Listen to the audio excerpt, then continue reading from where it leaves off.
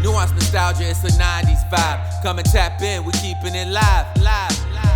Nuance nostalgia, it's a 90s vibe. Come and tap in, we keeping it live. Hello, everyone, and welcome back to another episode of Nuance Nostalgia. I'm Nick Norris, and with me to talk about Spider-Man 2002 is Caitlin James Franco Stan Shortall. No, I have to be Mary Jane. That's Mary Jane? She's barely in this movie. I mean, she's What in do it you a lot, mean? but she doesn't do anything, does she? James Franco, though. You love him. Oh, I'm his stan. Yeah, you're a big fan? No, You said he couldn't ever do any wrong? not one thing. Great. Hello. Yes. Hello. Yes, we are here to talk about Spider-Man 2002 directed by Sam Raimi, starring Tobey Maguire, Kirsten Dunst, Willem Dafoe, and your favorite actor and man, James Franco. Wow, he's my favorite, huh? That's Interesting. what you said. You said don't say this on the show, but I think he's innocent, is what you said. Innocent. What did he do? I think he's a sex offender. I have no idea. Let me look it up. He did something horrible. Nobody will hire him anymore. It's something, yeah. After the Spring Breakers movie with Selena Gomez and whoever else, I don't think he's been in anything. James Franco facing sexual misconduct allegations. Multiple women accused him of sexually inappropriate behavior in 2018. Yeah, I see that for him. Unfortunately, has Dave done anything? He admits to sleeping with acting students that he was teaching as well. Wow, really upstanding guy, huh? Yeah, so not great. Not a great Is guy. Dave okay? I don't Dave know. Franco? I think so. Let's see. Dave Franco controversy. We'll get to Spider-Man, I promise. The reason that I was even mentioning him period in general, because I forgot he was in this completely. No, it seems like there's nothing about Dave Franco. Here's the thing, though. We can stand him. I saw a TikTok about this, so I'm not going to say this in my own personal take. Okay. Even though I agree with it, but the best the best hand you could be dealt in this life is being the younger sibling of a famous person, because everybody roots for you because you're the underdog. You get all of the fans of that person. So let's say Dave Franco. You get all the James Franco fans. They're like, oh my God, James Franco. But then like Dave Franco, when he started acting, all of James Franco haters was like, that's the real Franco. He's the good one. We like him. So you get all the fans and all the haters on your side. And you get all the contacts and the money. Yeah. So, I mean, you're a Nepo baby, but through your sibling, and nobody is upset about that. They're only upset if you're a Nepo baby from your parents. Yeah. Wow. Will they adopt me? No, because I don't think it's illegal. Oh, no, you can adopt adults. Interesting. Maybe he'll adopt me. I can become a Nepo baby. Maybe. We'll email to the show, Dave Franco, if you're listening. Nuance Nostalgia Pod at gmail.com. Sorry about the true things we said about your brother. Spider-Man 2002. Have you seen this before today? No. Well, really? Okay. I mean, I probably have at some point in time. It was in 2002. Okay. So at some point in time, I probably have, but not enough to remember what even happened. This is the first time rewatching it, you think? Yeah. No, I don't think I know. Oh, wow. Yeah. Okay. That's crazy. I rewatched this 2 years ago. It was during the pandemic, so I guess now 4 years ago. Wow. Yeah. Oh, that's so crazy. Right. Yeah, I know. I love this. As a kid, I thought this was the greatest thing ever because at the time it was the greatest thing ever. I think you still think that. Yeah, I got Spider-Man up there. Yeah. It's not. It's Spider-Man stan. I do like Spider-Man a lot, but this is not my favorite Spider-Man movie by far. That's not either. I always really liked the Andrew Garfield one. Really, personally, but I also just like Andrew Garfield. I was about to say he's great in those. Yeah. The movies are trash. And I like Emma Stone. There's that. She's good in them too. Yeah. When they made a sequel. I'm sure if you're watching this, you know. But Spider-Man: No Way Home, which came out in 2021, they bring back Tobey Maguire and Andrew Garfield. And it's nice to see Andrew Garfield be Spider-Man in a good Spider-Man movie. Yeah. And he just runs circles around the other two Spider-Man. Like he is really like, you don't realize how much of a better actor he is until they're all three together. And then you're like, oh, wow. I don't really, I mean, maybe he's better than Tom Holland. They're all good. He is like a real actor, though. Like he is a step That's above. true. You know, Tom Holland doesn't have any actor training. He didn't go to school for it. Like Andrew Garfield is like a proper actor. Did you see him at The Social Network? Yeah. Yeah, he's good in that too. He is like, you don't realize it till you see them all together, and you're like, oh wow, he is That's the best really one. interesting. Yeah, yeah, It's a shame his movies didn't do as well. yeah. I think they're going to bring him back, and so they are going to bring him back in the next Avengers movie. So we'll get into that. Maybe not Tobey Maguire. They're going to bring him back too. They're going to bring him back all. Interesting. Yeah. Hopefully he's better to work with. We'll talk about that. So, but yeah, I love this as a kid. Had the video game that came out with it. You know, I saw this in PlayStation 2 theaters. one, I think. Yeah, it's PlayStation 2. I still have it. I saw this in theaters. I've watched it, you know, probably 20 times in my life. But yeah, it's not my favorite. It's maybe like my fifth favorite. Fifth or sixth. Yeah. Probably my favorite is the one we'll watch next week, Spider-Man 2. Okay. I like that one a lot. But we had said we were going to do Spider-Man and then Spider-Man 2 next week and then Spider-Man 3 the week after. But we have the Valentine movies we got to do. So what we're going to do is we're going to do Spider-Man 2 and 3 this coming week. So this weekend, we're going to release Spider-Man 2, and then our regular time next Tuesday will be Spider-Man 3. So you get an extra episode this week. Period. Yeah. And then we're going to get into our rom-coms for February. Yeah. Yeah, because we forgot about this. I did too. Yeah. What impact did this have on pop culture? A lot. It completely like saved the superhero genre, which had kind of died off because... Which is crazy to think about now. Because Marvel, like, I feel like brought it back in 2008 or whatever, right? Whenever Avengers started becoming popular, which is so, and you know, I feel like every other day a superhero movie is being released. But so it's crazy to think that, you know, this brought it back in 2002, I guess. It did, because you had the Superman movies, you know, in the 70s, and those were, you know, very well received at first until you got to like the fourth one, you know, and then Batman 89, people loved it. Some people, it was mixed. The next one after that. And then Batman Forever and the other Batman movies, the 90s and early 2000s, people hated. And so it kind of killed off the superhero genre. I think X-Men may have just came out before this one, but this is like the big one. I was like, oh, wow. Everybody went and saw it. It made almost $1 billion. I've got the numbers right here, actually. So on a budget of $139 million, it made $821 million. It was the first film ever to gross $100 million in its opening weekend alone. At the time, no movie had done so, even when adjusted for inflation. That's wild. Yeah, pretty crazy. Yeah. Huge movie. It's 2 hours and 1 minute long. So we like a movie under 2 hours, but I don't mind this one being a little longer. I know you do. There are some things you can cut out of this, though, and it doesn't change anything. I was just confused about how long this was. Like, I was like, weren't we just in high school and now we're like, like, how long is it bit? Like, the time jumps. Yeah. I'll tell you what you could cut out of this: about 20 minutes worth of Mary Jane screaming. Cut that out, and the movie would be shorter for it, and probably better for one thing about her is she gonna scream. Yeah. She will scream. We're gonna talk about that too. She's not a fan of that in these movies. Who, her? Yeah. The actress? Yeah. Oh. She does not like it. I'll relate to that.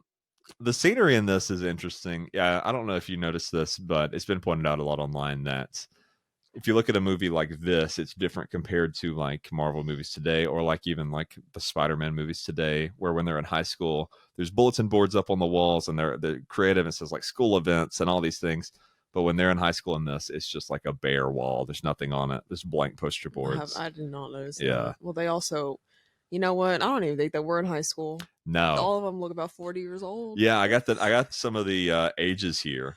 So when they're all playing high school seniors, Tobey Maguire was 26, so he's my age. Oh my god.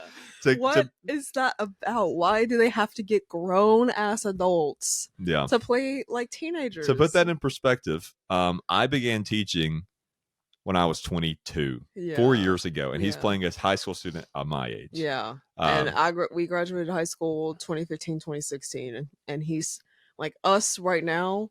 Is who he's playing as a high school senior. Like, I'm not understanding.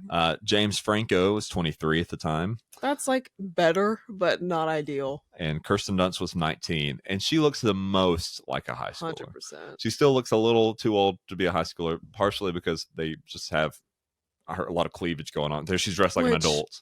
I can't even get into that. She would have been dress coded so hard if she dressed like that in real life, or if she actually went to that high school. And then also, now that you're mentioning that, so they just had a 26-year-old man with this 19-year-old. Yes. They said, chaos, Michael, chaos. That's what they said. Yeah. Oh, that's so weird. And then the boyfriend that's supposed to be with her at the very beginning, Flash or whatever. Yeah, Flash Thompson. How old is he? 45, probably. Let's see. That is what's his name? Flash Thompson. I can't think of his name right now. He's a well-known actor. Golly. Here we go. Joe Manganiello, sorry, plays him. He does some other superhero stuff too. He stays working. Let's see how old he was at the time. Joe Manganiello, age. I mean, I bet he was probably late 20s, but I mean, you would not. He doesn't look like it. You know what I mean? Oh yeah, no. So here we go. Spider-Man age. Here we go. So he was 24. He looks 35 in the movie. I don't care if so.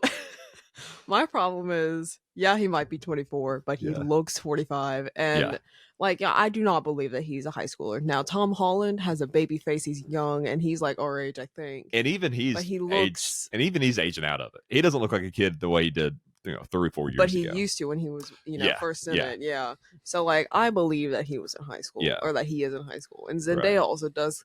Like, she's our age too, but looked like she could. I think they were 19 at the time. They were pretty young, and then they were smart in the most recent movie and got them out of high school. It's like, okay, they're graduated now, they're in college, So and they do look younger on the younger side.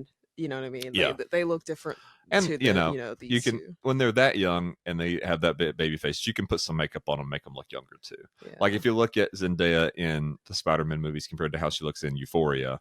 She looks like there's a 10-year age gap there. I forgot that she plays a high schooler in 2 different things. Yeah, and one of them she looks like a high schooler, and one of them she does not look like a high schooler. Yeah, I mean I guess I don't know. She does have kind of she is someone that appears as a younger person. Oh yeah, even though she's older. Yeah, 100%, so yeah. I don't know. I love Zendaya. Yeah, that's my favorite MJ. But sorry to the Kristen stands. Yeah. Dunst stands. Kirsten Dunst. And she's good in this. She does the best she can with what she's given. And she's not given much to do. Yeah. I hated we'll get into it. I just don't think I don't have the nostalgia for it that you do. So I'm just like, No, I think that's good because you need both sides of it to look at, Yeah, I'm not going to be offended if you don't like this. It has its flaws. It is not a perfect movie whatsoever. I'm going to talk about a lot of the flaws. It is. Yeah. I personally like the Tom Holland ones for the most part better than these. Spider-Man 2 probably being the exception. Yeah. So yeah, I've got my issues with them too. Yeah. I do have some nostalgia for it, but I'm no means think they're perfect movies. Yeah. The actors in it though, we talked a little bit about them. Tobey Maguire, how do you like him as Peter Parker? I don't. He's annoying. That's how I feel about it. He is. Yeah. I don't know how to. I know he's supposed to be this dorky dude that no one really likes, and well, I guess people literally hate his guts. And that's the thing. So traditionally, in every other iteration of the character, it seems like Peter Parker is nerdy, and he's got his bullies, but people like him. He's likable because he's nice. And so, and so he might be a little bit of a dweeb, but people don't hate him the way they do Tobey Maguire's want to beat his Spider-Man. Ass, basically. If you when he gets on the bus, everyone looks at him like you're disgusting. What is wrong with you? Even that the geek girl or the dorky girl that's supposed to be dorky, she's like, not a chance because there's an open seat next to her. Y'all are weird. What did you do, Tobey Maguire? Something happened before this movie that he did something that made everybody dislike him. Because there are other nerds in this universe that don't get treated like this. I don't know who he attacked or assaulted. Or what he got caught doing. We're missing important context. That's the issue here. Yeah. I think, Andrew Garfield's, they course corrected, and Andrew Garfield was way too cool. He was on a skateboard and he did his little thing. And that was too far the other way. I think Tom Holland's perfect in that he can play with Legos, but he can also pull Zendaya. Correct. Yeah. Correct. I think they got a good balance with Tom Holland. I think Andrew Garfield was definitely, like you said, just way too cool. You can definitely tell, he has a conventionally attractive look about him. Now they tone that down in the new movie he's in, where he is just, instead of being this cool rad Spider-Man, he's just like a guy, the way that he kind of should be. Yeah. I obviously haven't seen any of the new ones. Yeah, we'll have to sit down and watch them. That's we're going to Australia soon. I think I'm going to download them on Disney Plus, and then we'll watch them on the way to Australia. Yeah. Willem Dafoe is great He looks in so everything young he's in in. this. Yeah, he does. And even then, he must have been at least 50, but he looks so young in this. But you know what? If you look at him now, he doesn't look that much different. He's aged pretty well to have been 50 then and like 70 now. That's you know, fair. Yeah. Yeah, he's great. I like just how insane and evil he is and brutal. Yeah. He's brutal in a way that not many Spider-Man villains are. Yeah. You know, just like trying to like just rip your head off and literally beat his ass. Yeah. And kill him. And the best portrayal maybe in comic book history, J.K. Simmons as J. Jonah Jameson. Incredible. I didn't know this was like a really prominent character for you. I mean, this isn't just me. Like everybody loves J.K. Simmons as J. Jonah Jameson. If you look up like best comic book casting, he's like unanimous number one everywhere. Like people love J.K. Simmons as J. Jonah Jameson. The character I think is silly, but I think that's why it works. That's why it's great. Yeah. He's perfect for it. You know, I liked it a lot. Give us an impersonation of J. Jonah Jameson. I can't even think of one quote that he said. The rug thing you kept quoting earlier. His wife calls. No, I thought it was like the secretary or something like that. Yeah, the secretary's telling him your wife is called. She said, I thought the secretary was saying we ran out of tile. It's like, just put a rug on it. Yeah. It's like your wife called, you ran out of tile. They're doing their kitchen or something. He's like, just put a rug on it. Got any pictures of Spider-Man? So good. He's great. It was great. 10 out of 10. When they rebooted it with Tom Holland, they wanted to bring J. Jonah Jameson back. They couldn't find anybody. They just brought him back again. They couldn't find anybody better. So just let him do it again. It's fine. Yeah, people will love it. And they the did. Same character in a different universe. When he showed up in my theater, people cheered. And people didn't cheer for a single other moment in that movie. But he shows up in a post credit, and people were like, "Oh my, it's J.K. Simmons." That is so people funny. lost it. Oh yeah. my god. Let's talk about Kirsten Dunst a little bit, though. What about the female portrayal in this? We talk about this sometimes whenever it's kind of egregious, and I feel like this may be a candidate for it. Well, like I said, this is just a product of the time. Yeah. And you know, I say to you, I don't need every girl to be a girl boss slay queen and save herself and like be like, I don't need no man, you know, this, that, and the other, which I can appreciate that. But additionally, this is too much the other way. Like, she can't do a single thing for herself. She is always getting into some trouble for some reason. And then like that scene where she's in the rain and like almost gets assaulted and then Spider-Man saves her. Yeah. Like just titties out basically. Like nipples out, like just and then just like her portrayal in general, just like she always has to be saved, is screaming, crying, can't do anything for herself basically. I'm just like, give me a break. I also think it's an interesting choice. Obviously that scene of her kissing Spider-Man upside down, one of the most iconic moments in cinema history, really, especially comic book movie history, though. But it is interesting to nearly get assaulted by 10 men and then want to kiss someone. Yeah, that's within pretty a wild, 2-minute turnaround. Yeah. Yeah. I mean, everybody reacts to trauma differently, I guess, but I don't think that should be an appropriate response. Yeah, I mean, like we said, she's good in this. She just it's not written in her favor. It's not written even in the character's favor. Yeah. Now they do this better with Emma Stone and with Zendaya in the movies. You know, they both are a little more confident. Zendaya, neither of them are going out and saving anybody, which they're not supposed to. They're not superheroes. But that's what I'm saying. I don't need her to do that, but I also need her to not be so damn helpless with everything. You know what I mean? Well, I think they do a good job with Zendaya with that, and that like she might get captured, but she can kind of usually figure out a way out on her own, or figure out a way to call for help that isn't just screaming. Right. You know, if Spider-Man's in a fight, maybe she'll throw him a thing to help. Yeah. You know, and I think that's all you need. You don't need her out there punching, you know, the Green Goblin. Yeah. But you know, if just to show that she should be here for some reason. She's useful. And she's a character in her own right, not just someone that needs to be saved. Not a plot device. A plot device and like an object that has to be saved. Like, because they definitely objectify her a little bit, but you know what? Also a little weird that she was 19 in this, knowing that now. Yeah, well, it's 2000s. Yeah, it's, like I said, a product of its time. Yeah, I mean, Euphoria is a very similar thing. I guess you could argue. I mean, but I guess it's in a different light. Yeah, 100%. Euphoria is a show that is, you know, it has, this is made for little boys, and that's a show that's made for a lot of women. I mean, guys can watch it too and enjoy it, but I think it's pretty clear that they are going for a female audience. Yeah. I just think that one's definitely, and that's a whole other topic, but like, I just think, I don't know, very much like you said, objectifying, sexualizing her almost. Yeah.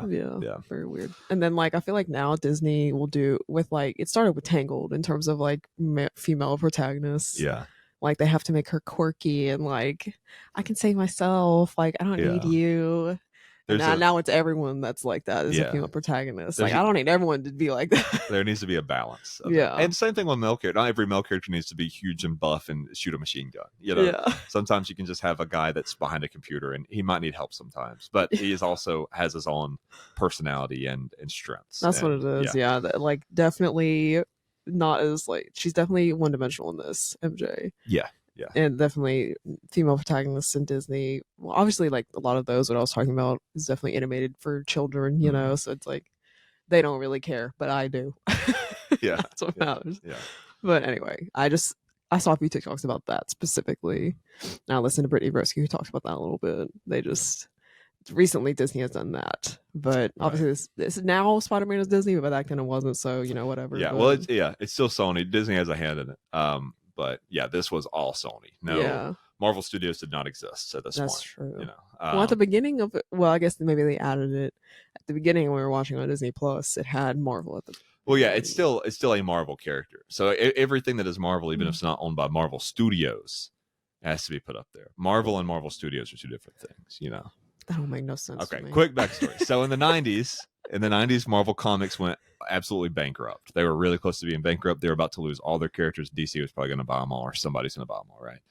They were like so poor they were literally selling the cabinets out of their offices to like make money. This is true. Yes. So what they decided to do was, okay, let's sell the movie rights to all our characters, and that way we can stay afloat. And so they sold the Hulk to Universal and the X-Men to 20th Century Fox and Spider-Man and all the Spider-Man characters to Sony. And so Sony could make this, and they had to say it was Marvel because it was made by Marvel, but it's not made by Marvel Studios, which that wasn't made until 2008. So in 2008, Marvel's about bankrupt again, and they had lost all their movie characters. And so they were like, well, we can't make a movie. All we got is these B-rated characters, Iron Man, Captain America. Who cares about these guys?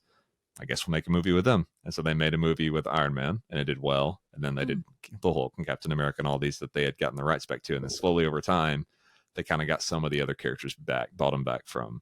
Yeah, because they started making a lot of money from those movies. Right. And then Disney bought out Marvel, and now Disney owns Marvel. And now big Disney bought back Spider-Man. Wow. I don't know if the Hulk they've bought back. They got back the rest of the Hulk. They've bought all of 20th Century Fox. They got all the X-Men. The only one they do not own is Spider-Man. It's still owned by Sony, but they have. Is Sony not bankrupt at this point? If they didn't have Spider-Man, they would be. And so that's why they haven't sold them back. But they decided, well, let's work together. Our Andrew Garfield movie sucked. Nobody liked them. And so I liked except for Caitlin Shortall, like a girl in Tuscaloosa who was probably 13 at the time. I don't remember, probably. I just liked the actor. Yeah. That's really all it was. Yeah, people like it. Probably was a bad movie, honestly. It's horrible. But he's good. He's good. But their movie flopped. The sequel like lost money. Yikes. And so they were like, okay, Marvel, you know what you're doing. We don't. Let's team up. We'll let you make the movie, and then we'll just like split the profit. That's wild. Yeah. Yeah. I think eventually Marvel will just buy out Sony or buy back the character. I mean, they're gonna have so much money at some. Well, I don't know. Right now, I don't know now. I mean, at one point maybe. I feel like now it's kind of dying out. But also, you don't really need to because they're getting to make the movies, so they don't really have to buy them. They're still going to use the characters. So, yeah. Anyway, that's crazy. I didn't know that. That's how do you catch you up? Yeah. So, that's why you see Marvel before it, but it's not like Iron Man Marvel. Iron Man was good. Yeah. Yeah. We'll do it eventually, I'm sure. Yeah. But I saw TikTok about that too. Like now people are asking like, why are superhero movies not good anymore? And it's just because like people aren't like, they're just making like entertainment and like something interesting to look at, not like a human story experience. You know what I mean? Yeah. This one's definitely like that, about like, I guess dealing with death and dying. And then, this is a very human story. You know, for a superhero movie, it's pretty deep. You know, you have to deal with the last thing you said to your dad figure was being, you know, like, screw you, you're not my dad. Yeah. Having to deal with that, and then having to deal with the consequences of sort of committing a murder and killing your dad's killer, you know, your uncle's killer. And, you know, and your best friend betrays you. Yeah, he does in later movies. And then like your brother or your best friend stole your girlfriend and all, you know. So there's a lot of things going on here. Anyway, here's for that, but anyway. Yeah. Well, out of all the things James Franco does, that's one of the least worst ones. Oh my god. Well, I guess was it technically James Franco though? Well, even Harry Osborn character, it's one of the least worst things he'll do in these movies. That's fair. That's fair. That's a good point. Yeah. But yeah, what's on about actual James Franco? The special effects in this are a mixed bag. I think some of the web swinging looks really good. The web swinging, yeah. Yeah. But the scenes of him, like sometimes the scenes of him like doing his like almost like somersault actions. I'm like, a little rubbery. That looks a little weird. A little rubbery. And then the scene at the scenes at the beginning, towards the beginning, I should say, when he's like first discovering his powers after getting bit and like discovering that he has these powers or whatever. The jumps looked crazy. Yeah. It looked really weird. And then there were scenes obviously where it was like green screen. Yeah. And then it would just like cut in between that and him jumping. Yeah. Like from like the aerial point of view. I'm like, that does not look good. The worst scene in this though is the pumpkin bomb turning the people into skeletons. That looks so bad. Yeah, because the skeleton. So Green Goblin's like coming to attack people on what was it, World History off-brand Macy's Day Parade, essentially. Yeah, because it's like Thanksgiving time. A good point. Yeah. Which let's talk about that first of all. That was a thing. He attacks everybody, and what you're talking about, the pumpkin bomb, they just like stand in place and they disintegrate. Yeah. What do you mean it was just the skeletons that were left? And why did the bones stand in place? Like, why didn't they it's immediately... an explosion. They should have been thrown back. Well, that, and then also, what do you mean the skin and everything else was like obliterated, but the bones were fine? And it's not like a big heat wave because there's no like marks or ash anywhere. So it's just that felt very like child for the kids, you know. Yeah. Which is crazy because this movie, it should not be for the children. Yeah. But anyway, so that, and then Mary Jane's out here wearing this like Asian looking dress. The kimono, yeah. Yeah. Yeah, I guess it is a kimono. I don't know. I'm not trying to say it. Uh-oh. Can you hear me? Yeah. Okay. I'll just turn the volume down. Okay, slay. Yeah. Anyway. I don't know. I just James Franco's character, Harry, he's like, why didn't you wear the black dress? And it's supposed to come off as like, he doesn't like her for who she is. Yeah. But it's really just, why are you wearing that? Yeah, why are you a very white woman? So white that you're redheaded. Why are you wearing this? Wearing a kimono? Yeah. So anyway, that brings us into the fashion. What do you think of the fashion overall in this movie? First, let's talk about the big one. The costume is amazing.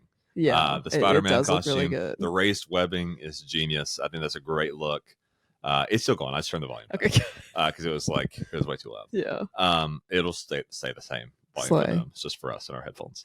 The raised webbing looks great though, and I think they got the red and blue pretty good. Yeah. I think in the second one they make the red a little brighter. I think, and that looks good too. But yeah, I really like the costume. Green Goblin costume, not great.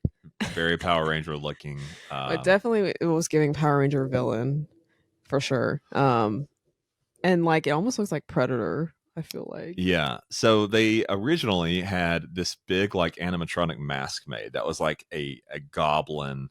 It looked more like the comic book sort of thing. It had like skin and stuff, and it would like move. But they decided for some reason, I think it wasn't working correctly, and they just didn't like the look of it, so they went with this like sort of would have looked weird. Yeah, they went with this sort of like motorcycle helmet deal. Yeah, which I don't love. He has a goblin face. Just let him use his face. You know? I think that was probably why, or majority of why he got casted. Like he definitely has that sort of like vibe and face and all that sort of thing. Yeah. Which comes in handy. I guess like I didn't really understand the lore of Green Goblin, but I guess at first they were like he didn't know about Green Goblin, and then he revealed himself, and it's like two different halves of him or whatever. Yeah.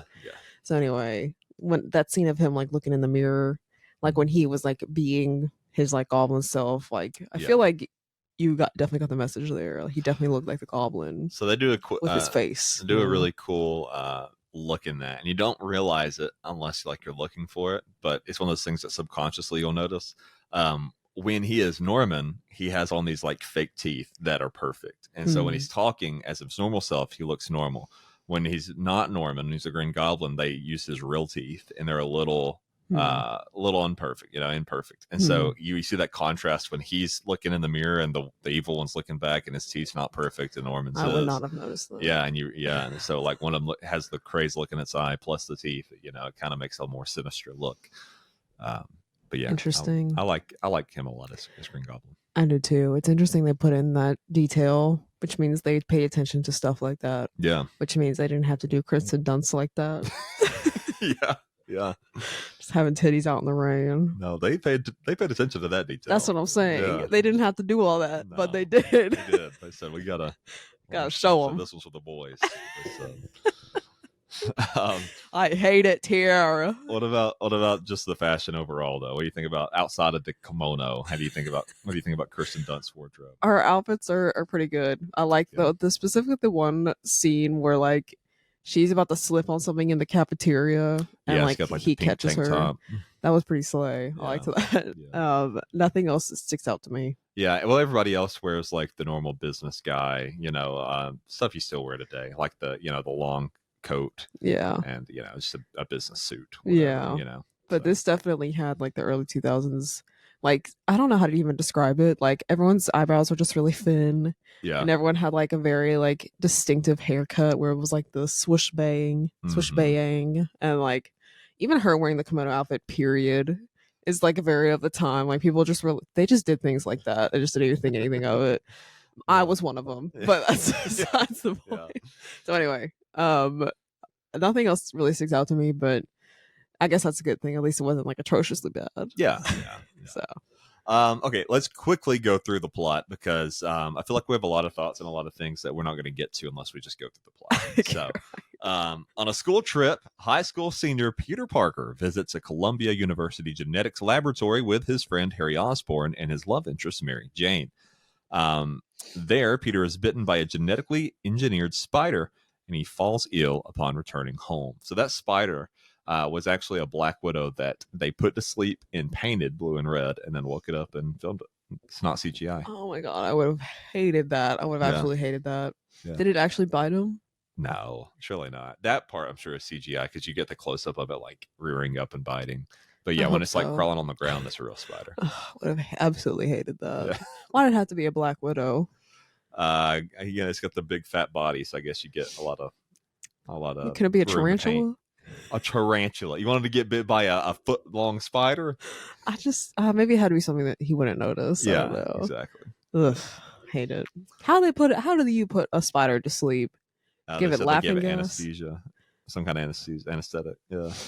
What, they gonna give a spider an IV? They're gonna perform surgery on a spider. Oh my god, I would hate that. He falls ill upon returning home. Meanwhile, Harry's father, Norman Osborn, a scientist and the founder and owner of Oscorp, tries securing an important military contract. He tries a performance-enhancing chemical on himself and goes insane, killing his assistant. The next day, Peter develops spider-like abilities, superhuman strength, sharp senses, agility, speed, and the ability to climb walls.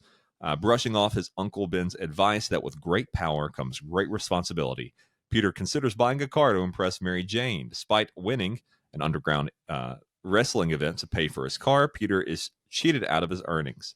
After Ben is killed moments later by a thief that Peter allowed to escape, Peter pursues him, but the thief falls out of window to his death. Let's stop there for a second because we just covered a lot of ground. No, you know what? First of all, why was it up to Peter to stop that damn robber? Yeah, even the cop. He's not the police. The cop's like, you let him go. That's a kid. He's in high school. Why was it up to this high school senior to stop? He doesn't have a gun. Yeah. The cop has the gun. Yeah. Why would he be the one that needed to stop him?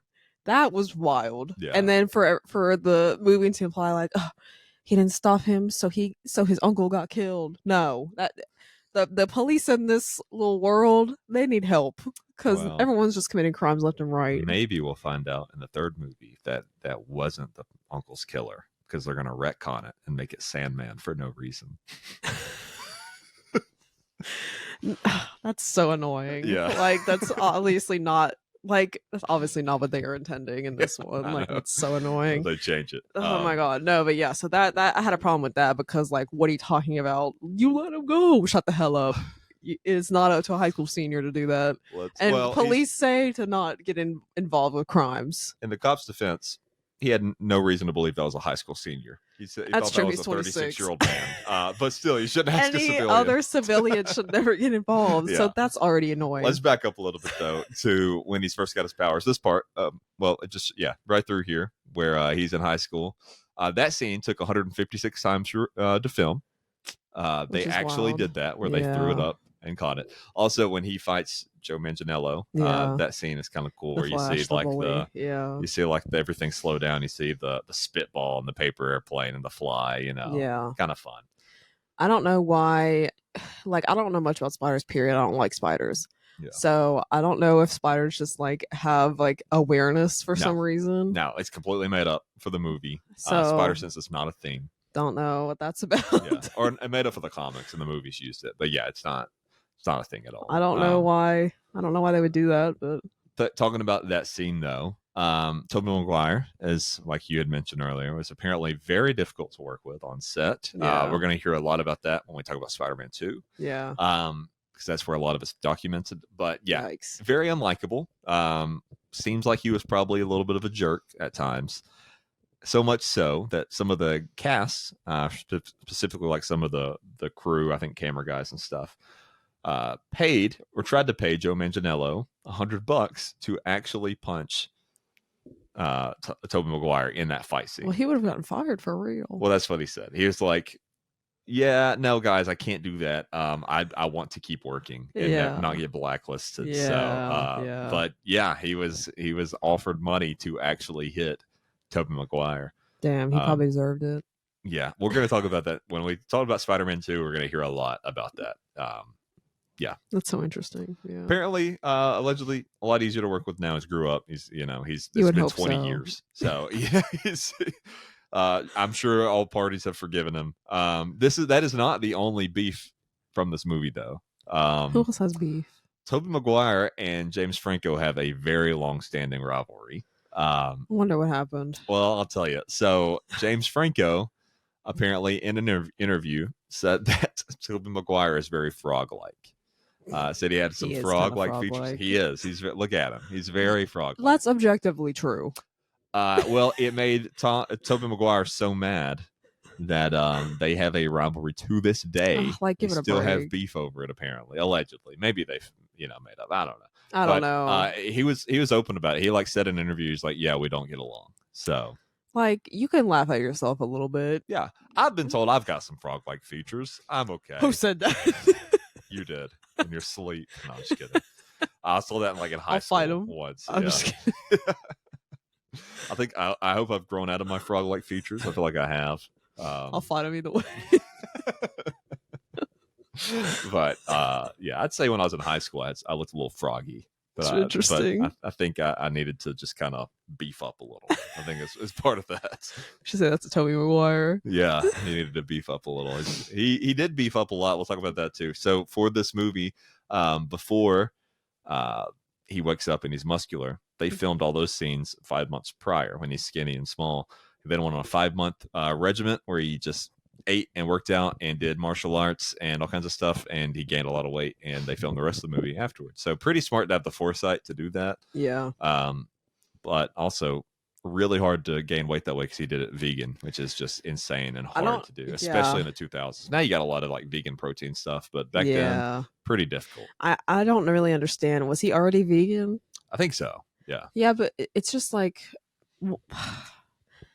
maybe there's a specific reason why he's vegan. Maybe there's some moral reason or whatever you know what I mean? Yeah. But why would you not take this chance to just not be vegan for a little bit? You know what I mean?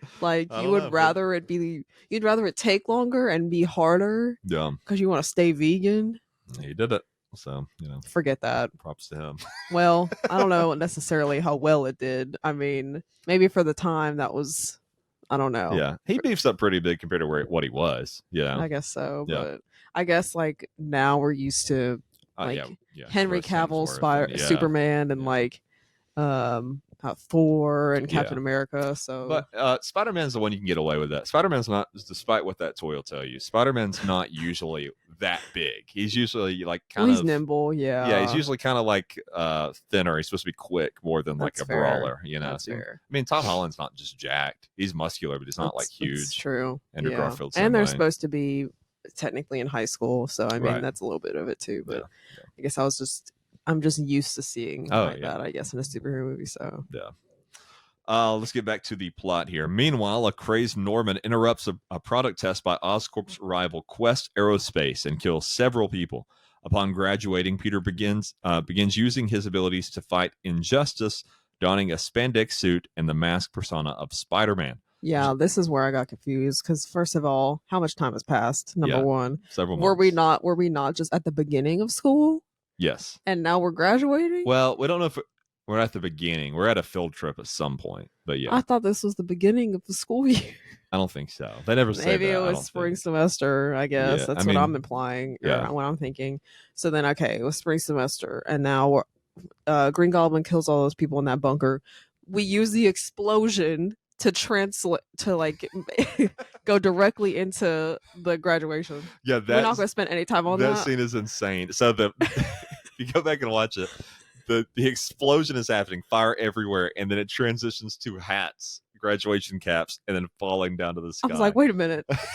Oh my god. I'd never noticed that before. This is so crazy. We're not even going to think about how they all just died. We're going to go directly into graduation.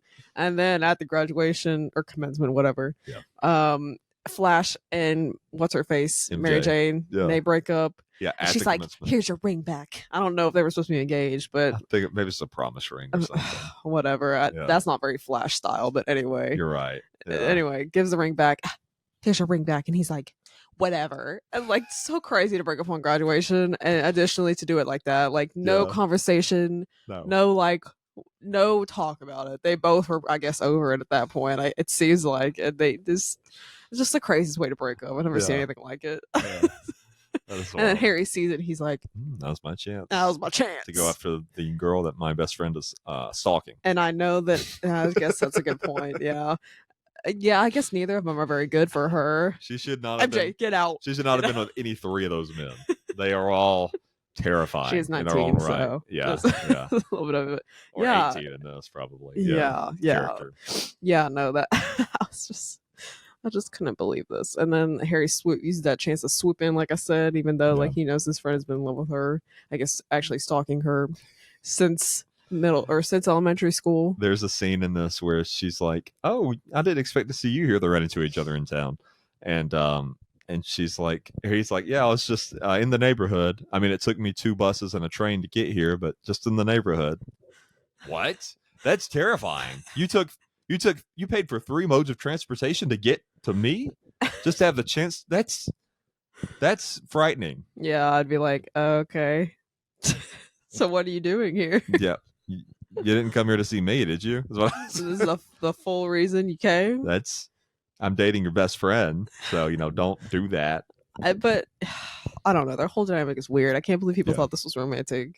I don't know if anybody ever thought it was romantic. I remember Didn't they, though? This had some criticism at the time to being like the love stuff you got in here is slowing everything down. Oh, so the people just didn't like it being in there, period. I think they didn't like it being in there because it wasn't good. Yeah, because it's written so weird. Like, why couldn't they have just been like friends? Yeah, the dialogue in this movie is a problem throughout, not just with the love thing. I mean, there's that one horrible line where Peter Parker's like talking to MJ. He's like, "Yeah, I know Spider-Man." And she's like, "Oh, did he mention me?" He's like, "Yeah, I told him that every time I look into your eyes, I see God and there's fire it's and very I'm frightened, dramatic. But I'm also in love and I'm scared, and you're there too, and you also have eyes." And he does this like long thing. It was a long monologue. First of all, you could barely hear him, but then also it's supposed to be like very romantic. And this is when they're in the hospital when what's her face, Aunt May gets attacked, right? Yeah. So anyway, she's obviously, I guess for some reason, very like torn up about it.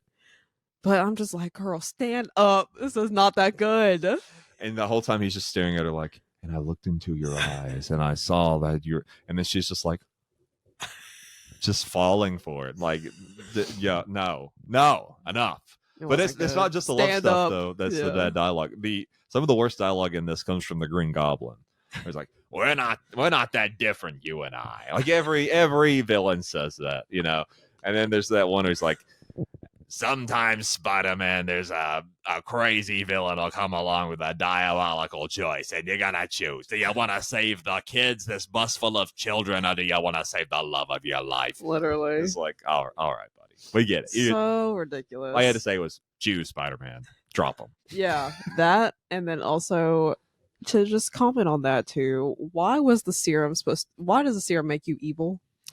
I don't know. It's comic book science, you know. But that's the thing, but thinking about it from their point of view, this is supposed to be the super soldier, and he kept saying that the lab tests don't support the human studies. Yeah, because it makes you evil and insane. Why did he still do it? Whatever. That's besides the point. But we can't approve this. It turns you into the Green Goblin. It turns you into an evil guy. I don't know. That was wild, and I don't know. A lot of that, whatever. We can just say comic book science. True. Yeah. A lot of comic book. I'll tell you some more terrible dialogue is the intro and outro of this movie where Tobey Maguire is speaking to no one. He's like, you want to know my story? You don't want to know my story. If anybody told you I'm a normal guy, well, they told you wrong. And you know what? And it's all about a girl. And this is my curse. And I'm Spider-Man. And like all good stories, it's about a white girl. And this... I just was like, you're literally joking. This is just so get to terrible. the movie. I know it's Spider-Man. We get it. Even if somebody had never heard of Spider-Man before, they see it, they're like, oh yeah, that's a Spider-Man. I get it. You don't have to. Yeah. I couldn't believe it. Yeah. Could not believe it. And I didn't know that he started out doing a wrestling thing, and I didn't really know the origin. I knew the story eventually, but not the origin or whatever. Yeah. So anyway. And also in this version, he has the webs come literally out of his skin. Oh yeah, we haven't talked about that. So yeah, in every other iteration of the character, almost just about every other iteration, he has web shooters. He builds them. He builds his own. But in this, they decided to make it come out of his skin, which is just so disgusting. It's really, and it goes. It implies that there is somewhere in his body are sacs that would hold this fluid, specifically in his wrists for some reason. Yeah. So it implies that it's in his veins and his arm. He also has these horrible little hairs that come out of his fingertips. I don't know if it's supposed to be hair, but it's those things that cockroaches have on the end. Yeah. I think it's supposed to be like that. Yeah. That'd be crazy to.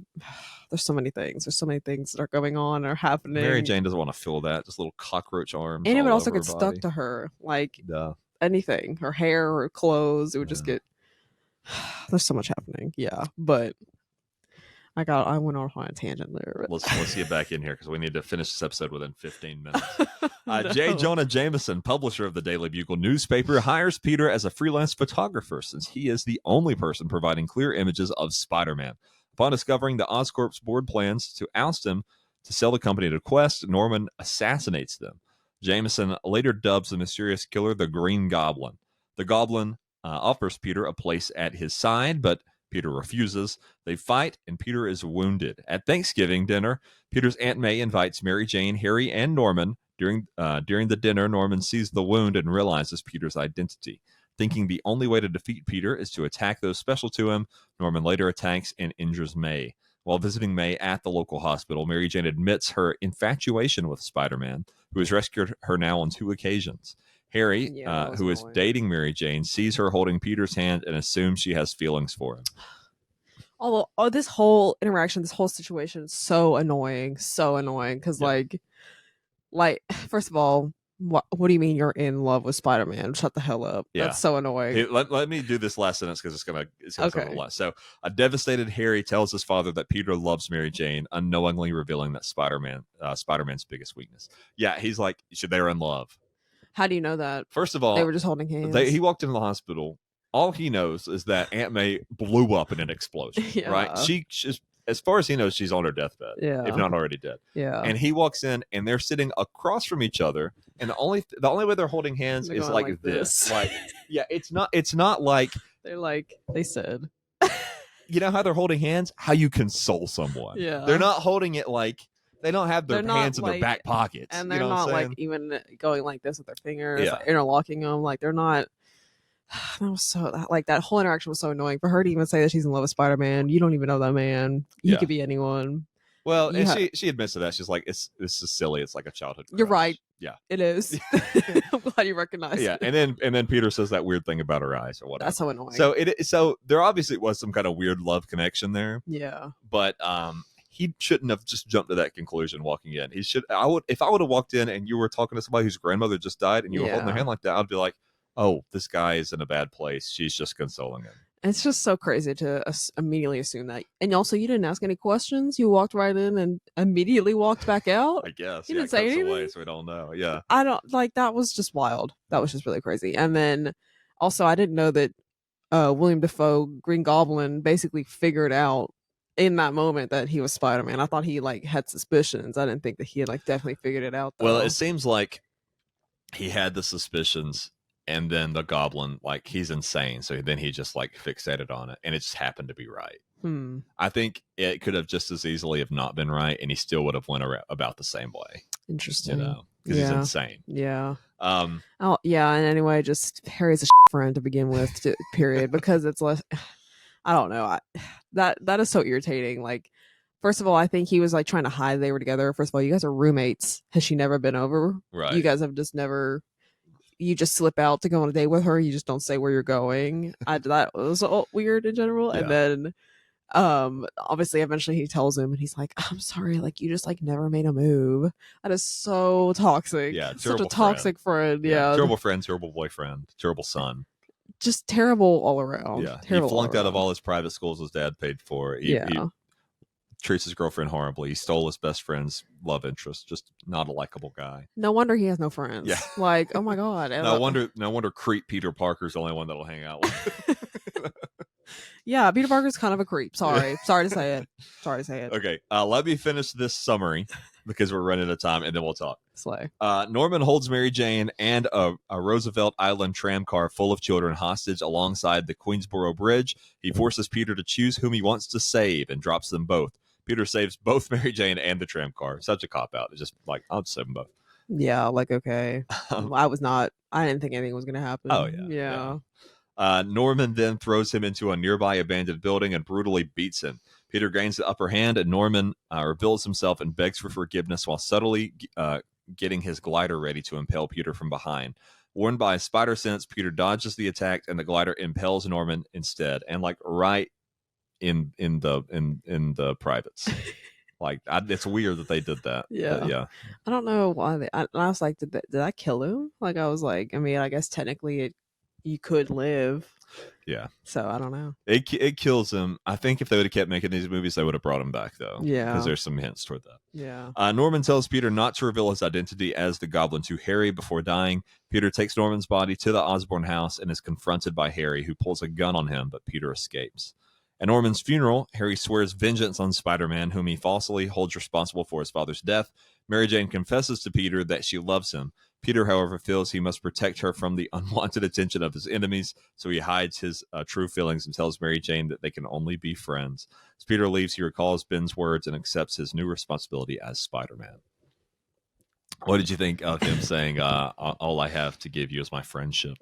Well, first of all, for Harry to be like, you're my only family, even though he's free to do absolutely terribly, and you're both are just gonna trauma bond together and just never. That was annoying. Yeah, like you guys just have no one else, and that's why you're still sticking together. Right. Both of you have done shit things, but anyway, whatever. Aside from that, yeah, he was. Peter Parker's just like, all I have is friendship.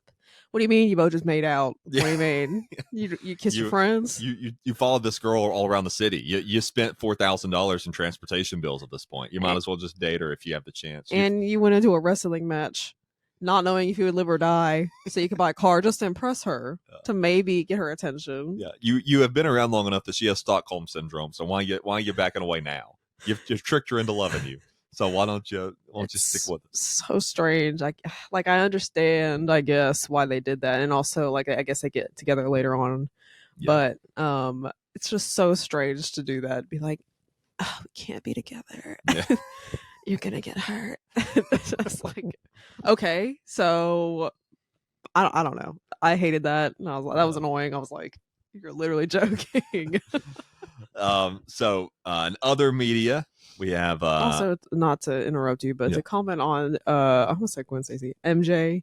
Why did they give her abusive parents? Yeah, Why did they that's give an her interesting toxic wrinkle they threw in there. Like And it doesn't really add anything. Like, I don't know what it even had. Maybe just because she goes after men. Maybe that's what it is. yeah, I don't know, because there's no like. Because objectively, all the men are bad. All of them. Well, it's not like Spider-Man like comes in at the end and beats them up or something. You know, like it's. Why did they do that? Yeah, I think they touched on that a little more in the second one from memory. I'll have to go back and.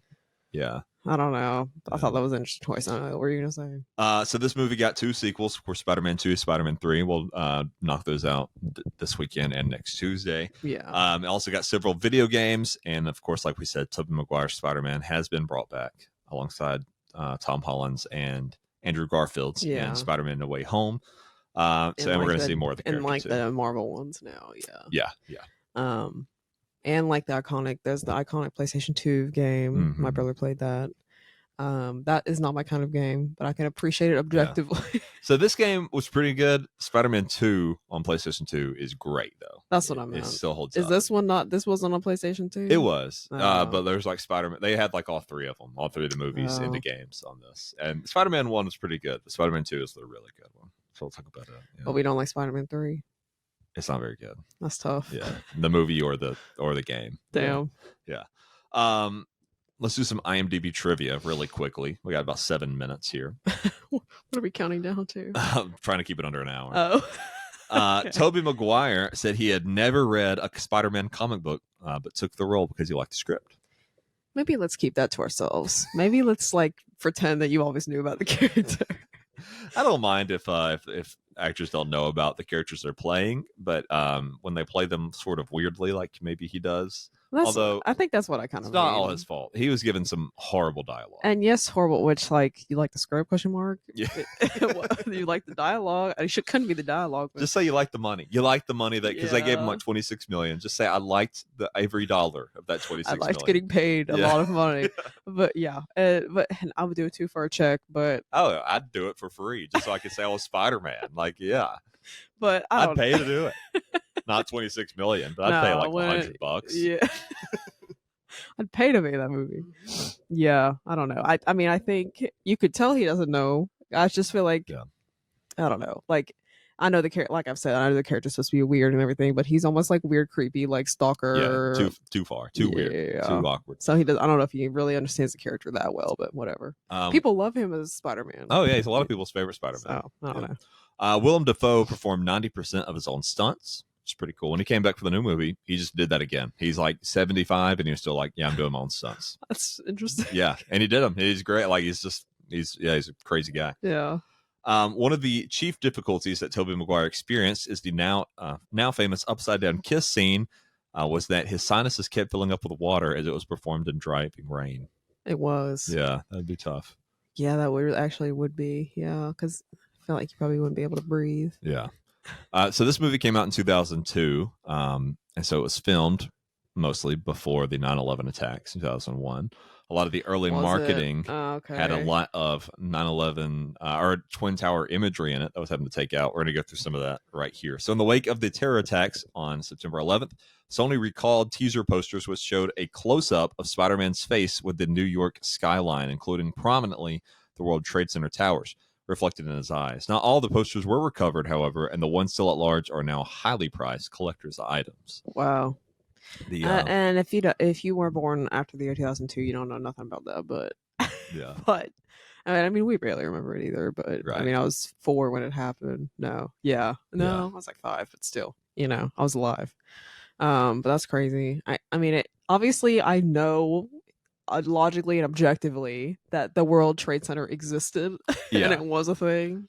But I'm not used to seeing it, obviously. A lot of what we know of it is tributes and things about it. You know, we grew up when we don't really remember the towers or when they went down. Right. But we definitely remember everybody being very emotional about them. We remember all the tributes every year. Yeah. So yeah, we've kind of only seen the impact of it, not necessarily the cause, I guess. Because I mean, we were not cognizant people when it happened. Right. Like we were in preschool and kindergarten and that sort of thing. So The original trailer for the movie depicted a bank robbery with the robbers making a getaway in a helicopter. A close-up of the helicopter was shown until the helicopter was stopped, apparently caught in a web midair. As the camera zoomed out, it was shown that the helicopter was caught in a spider web suspended between the two towers of the World Trade Center. After the attacks on the towers on 9/11, however, the trailer was changed and the scene was removed from the film. It's a really cool trailer. If you go back and look at it, like, it is really cool. It sucks that, you know, they felt they needed to take that out. I understand why. Yeah. But yeah, it's a cool scene, a cool trailer. And then the last part here, they're doing 9/11. Since scenes of New Yorkers throwing trash to the Green Goblin and Spider-Man perched alongside the American flag were added after September 11, 2001 to reflect the city's sense of unity and patriotism. So the scene where they're throwing trash and the one where he's like standing in front of the flag, they added both those after 9/11. I can understand why they did that. Yeah. Especially at the time. Would they do that now? Don't think so. Yeah. Don't think they would do that now. You know, no, I meant like, okay, not like the people I'm making New Yorkers as they are right now. Oh, I don't think they would do that. No, the country's not united like it was then. That's not controversial to say. No. Yeah. But I think I understand is, why they did that. In some cities, though, in New York probably being one of them, there is still a sense of city pride, of people being like, you know, you mess with one of us, you mess with all of us. You know, I think there are some cities like how do they know that Chicago and places. That's like fair. That, yeah. But how do they know that Spider-Man is from New York? Because they're in New York and he's always there. But he could be anyone that just kind of showed up. But regardless, he's in New York now. You know, he's.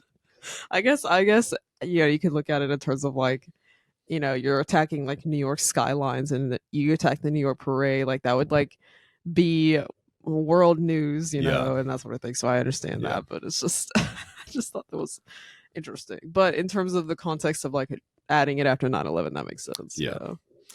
The Green Goblin's costume was originally designed to be more bulky and armored, but Willem Dafoe, having decided to film his own stunts, rejected it in favor of a more streamlined and athletic costume. The final outfit was composed of 580 pieces. Took Dafoe half an hour to put on. I don't know if it's a better option. Half the time he looks very well. It's not. I guess it's not him. The CGI. I don't have an issue with him being not bulky because the character is usually not bulky. It's really just the costume that wasn't great. You know, that's fair. Definitely giving Power Ranger villain.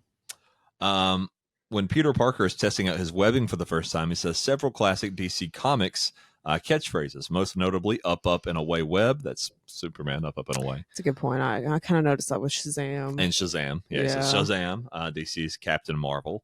And Tobey Maguire ad-libbed these scenes, which are not in the original script. It's pretty cool. I guess he knew some comics, even though I didn't read Spider-Man. For some reason, yeah. He knows Shazam, but not Spider-Man. Whatever. One of the reasons why Sam Raimi was a popular choice with Sony for the director's gig was because he is an avid comic book collector in his private life with a collection of over 25,000 comic books. So he's an avid comic book person, but then he didn't stick to the comic book world. I guess maybe he did. It's a pretty comic booky world. They changed the webbing, and I've got that here. Essentially, why he said he changed it was he thought it was more believable or it would be more believable just to like throw it in with the toxic spider bite than that he would be smart enough to build a web shooter. I guess that wasn't this Spider-Man's like thing. Like he didn't build things, not like Andrew Garfield's one. He built like the most amazing suit of all time. But I guess he knows how to stitch. He knows how to sew or something. Yeah, he is just he should be a world-renowned fashion designer. And he knows how to draw. Like that drawing was great. Yeah. You know, so he could draw, he could sew and use a sewing machine, and so he can do those things. Yeah. But I guess he's just not a tech guru, and not in the same way that Andrew Garfield's is. I wouldn't say having those weird sacs in your body is more believable than being able to build a thing. But I guess it doesn't fit with like that Spider-Man. So I understand what he's saying. It's just like interesting. Not my favorite option, but you know what? Whatever. A camera system called the Spider Cam was developed to express more of Spider-Man's world and point of view. It was able to drop 50 stories and with shot lengths of just over 2,400 feet or 3,200 feet and could shoot at 6 frames per second to convey a sense of speed. The Spider Cam was only used in the film for the final sequence, but was brought back for more use for the sequels. Very cool. Interesting. Bonesaw McGraw, the wrestler Spider-Man fights for money, is played by real-life wrestler Macho Man Randy Savage. Early in his career, Savage wrestled under the name The Spider. And he, of course, passed away in 2011, the actor. How'd he die? That's not even important. I always ask. Yeah, I want to say, I could be wrong. I want to say it was a heart attack, but I could be wrong. I hate that for him. Yeah. R.I.P. In the comics, Peter Parker is using web shooters. Oh, we already went through that. Yeah, he said that he answered the protest of comic book fans, saying that it was more credible to have Peter shoot web this way rather than for a high school boy to be able to produce a Wonder adhesive in his spare time that a big company like 3M could not make. Okay, I'll get behind you with that one. Yeah, you okay with that? Yeah, but how do the comics explain it, though? They don't. I mean, it's a comic book world, you know. I guess. Some people like the organic web shooters better. I don't. I think they're weird and gross, but I just think this. I think I could do without the sound because it sounds.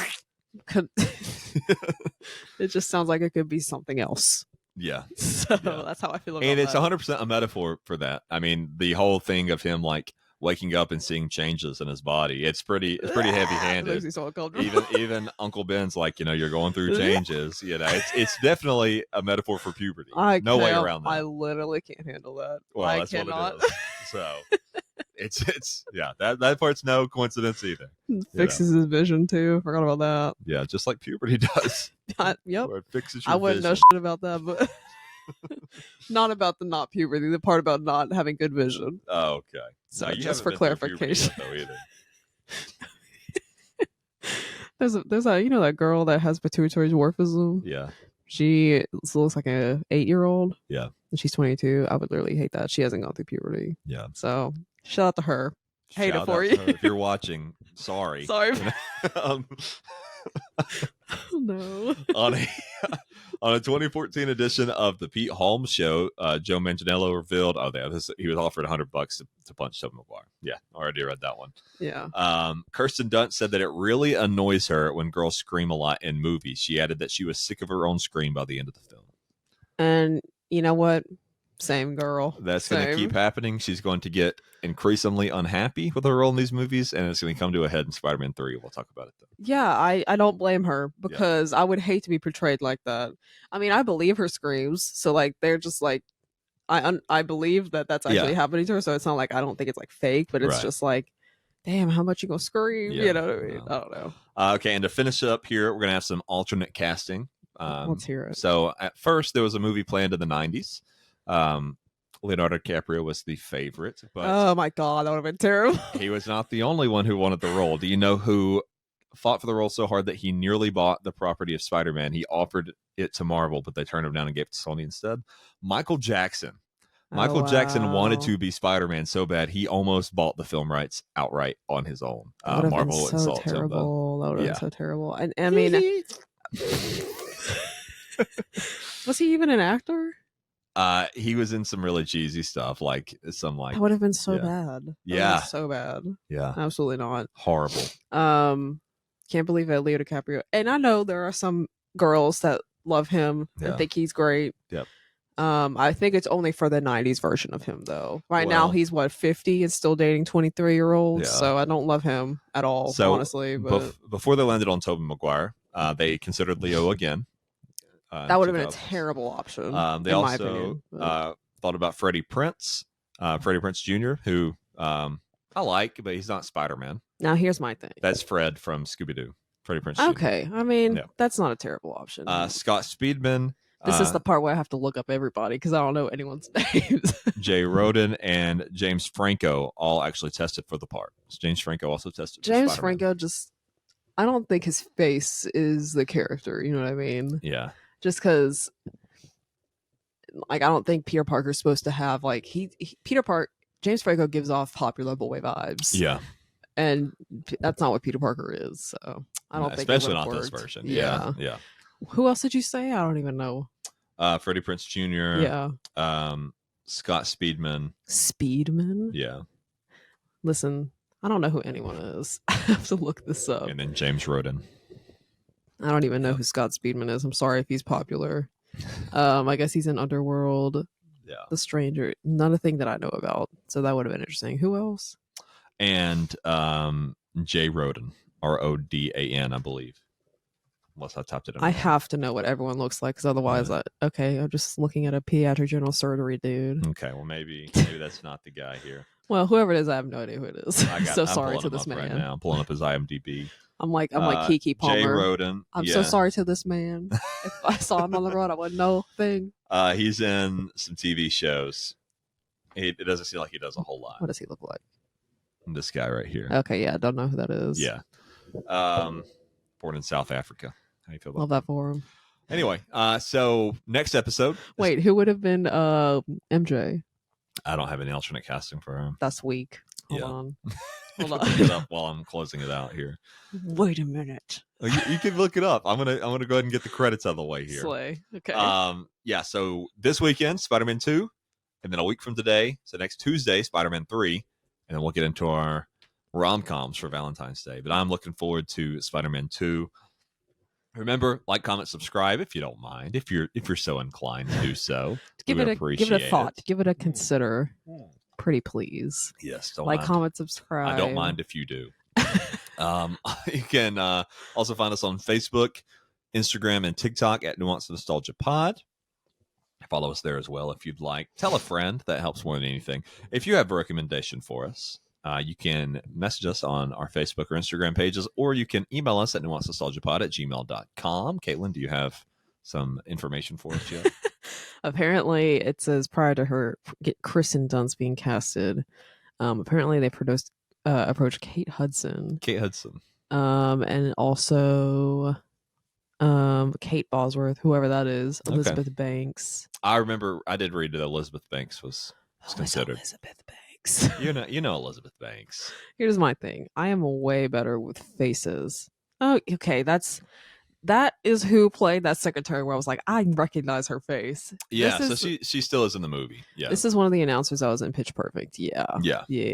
And the Hunger Games. I guess she's Effie Trinket. So she plays in Spider-Man. She plays the receptionist at the Daily Bugle. Yes. Yeah. I couldn't remember the newspapers' names. Yeah. Damn. Okay. She auditioned for Elizabeth Banks, the one we're talking about, auditioned for the role, but she was told by the producer that she was too old. Probably because she was age appropriate.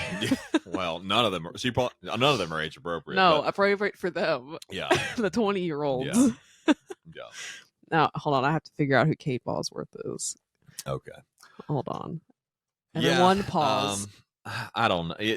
The thing about how they're ages is their teacher looks the same age as them. Yeah, so you wouldn't know that's the teacher until he's like, you're all going to fail if you don't shut up. Like, yeah. Oh, you're the teacher? Oh, you're just another You're the student. same age as us. Yeah.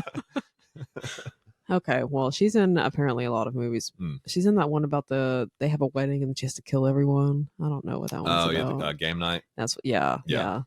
But anyway, so apparently she's in a lot. But I'm bad with faces and names, and that she's apparently in Blue Crush. I'm so sorry she's popular. I just don't know anyone. She is. I'm so sorry. All right. Apparently everyone. she's also playing Marilyn Monroe. Anyway, I just have to know because I'm very intrigued. I think Kristen Dunst was good for it. I can't really picture anyone else doing it, but I guess it would have been the same if anyone else did it. So Yeah. I mean, we've had two MJs now, so I like Zendaya though. I will say it's the theme. We didn't talk about the theme. The Spider-Man theme in this is great. Yeah, the best one out of all the live action. I forgot that there was even a theme song. Tom Holland's is good too because they get to use the Spider-Man, make it orchestral, but this one's really good. Slay. Dun, dun, dun, dun. Caitlin, do you have anything to say to wrap up the show? Thanks for listening. Thank you. I don't do this, but Nick does. I appreciate it. If you know me in real life, thank you, but don't approach me about it. I will have a freak out. You don't like being perceived. No. Yeah. All right. Thank you, everyone. We'll see you later this week.